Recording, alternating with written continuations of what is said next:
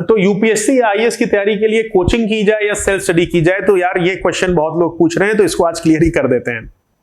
मैंने पहले ही कहा है कि हमेशा कहता हूं कि कोचिंग यार जरूरी नहीं है, सेल्फ स्टडी भी अपने आप में परिपूर्ण नहीं है। महत्वपूर्ण क्या है कि दिशा, आपकी तैयारी की दिशा महत्वपूर्ण है। अगर कोचिंग से दिशा मिल जाए तो कोचिंग महत्वपूर्ण हो जाती है, और अगर सेल्फ स्टडी को ठीक दिशा मिल जाए तो भी परिणाम अच्छा होगा। तो हम लोग इस पे बात करते हैं कि पहले तो देख ले कोचिंग के फायदे क्या हैं, और उसके बाद हम लोग सेल्फ स्टडी की बात करेंगे। तो यार कोचिंग का सबसे पहला फायदा है, मैं आपको कुल 4-5 फायदे बताऊंगा। तो पहला फायदा है कि शुरुआती तैयारी में मार्गदर्शन मिल जाता है। शुरुआती दिनों में कई छात्र क्या होता है कि एग्जामिनेशन का पैटर्न नहीं समझ पाते हैं, जिससे उनका शुरुआती समय व्यर्थ हो जाता है। कोचिंग से उन्हें सिलेबस मिल जाएगा, एग्जाम का पैटर्न समझ में आएगा, या ये कह लो यार कि एग्जाम की नस समझने में मदद मिल जाती है। दूसरा फायदा कोचिंग का है कि फोकस्ड पढ़ाई हो सकती है सिलेबस के अकॉर्डिंग, क्योंकि शुरुआत में कई छात्र डाइवर्ज कर सकते हैं, सिलेबस से ज्यादा इधर उधर की चीजें पढ़ना शुरू कर सकते हैं, तो कोचिंग उसको सिलेबस के अकॉर्डिंग ट्रैक पे रखेगी। फिर आप ये कोचिंग वाले क्वेश्चंस भी बताते हैं कि हर चैप्टर के बाद कि इस चैप्टर से पिछले वर्षों में कौन सा क्वेश्चन आया, तो आप कोरिलेट कर सकते हैं कि आपकी दिशा तैयारी की सही है नहीं है। तीसरा फायदा है कि टेस्ट सीरीज आपको कोचिंग वाले कराते हैं। फिर चौथा फायदा है कि टीचर्स के साथ संपर्क में रहेंगे, अपने कलीग्स के साथ संपर्क में रहेंगे, तो जो नए डेवलपमेंट्स हैं या तैयारी से संबंधित जो विभिन्न पहलू हैं उससे आप अवगत रहते हैं, अपडेटेड रहते हैं।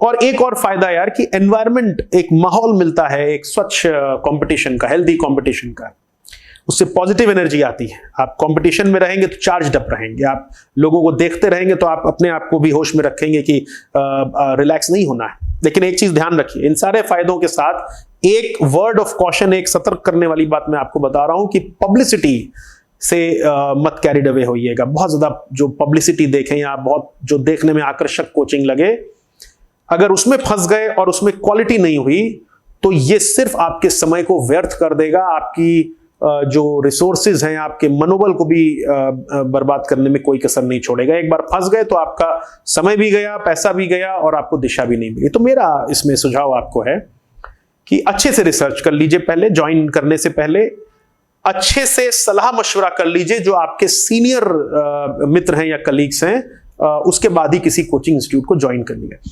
अब आते हैं सेल्फ स्टडी के विकल्प पे। तो मैं अपना एक्सपीरियंस आपको बताता हूं। मैंने जब तैयारी शुरू की तो मैंने जीएस की एक कोचिंग करी। जीएस की कोचिंग में लगभग 3 महीने वहां गया।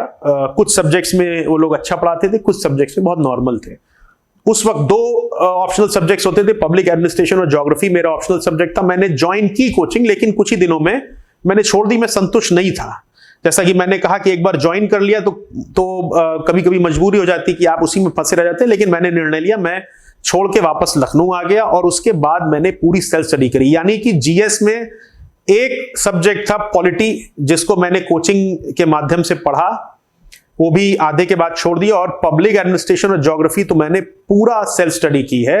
इसलिए मैं इस बात का साक्षी हूं कि कोचिंग अनिवार्य नहीं है, जरूरी हो सकती है, मददगार हो सकती है, लेकिन अनिवार्य नहीं है। लेकिन सेल्फ स्टडी के वक्त एक चीज मैं कहना चाहूंगा कि मैंने इस एग्जामिनेशन की नस पकड़ने का प्रयास किया, एग्जामिनेशन पैटर्न और ट्रेंड का थॉरो एनालिसिस किया, क्वेश्चन पेपर्स को मजबूती से समझा, एक एक चीज को समझने का प्रयास किया और इस स्टेज में पहुंचाने का अपने आप को प्रयास किया कि मैं प्रेडिक्ट कर सकूं यूपीएससी क्या चाहता है और क्या क्वेश्चन पूछ सकता है। बीच बीच में मैं लखनऊ से दिल्ली भी जाता था, बहुत ज्यादा नहीं, बहुत बीच में 3-4 महीने में एक बार, मार्केट का सर्वे करने के लिए और कुछ जो रेप्यूटेड टीचर्स होते थे उनके नोट्स लेने के लिए।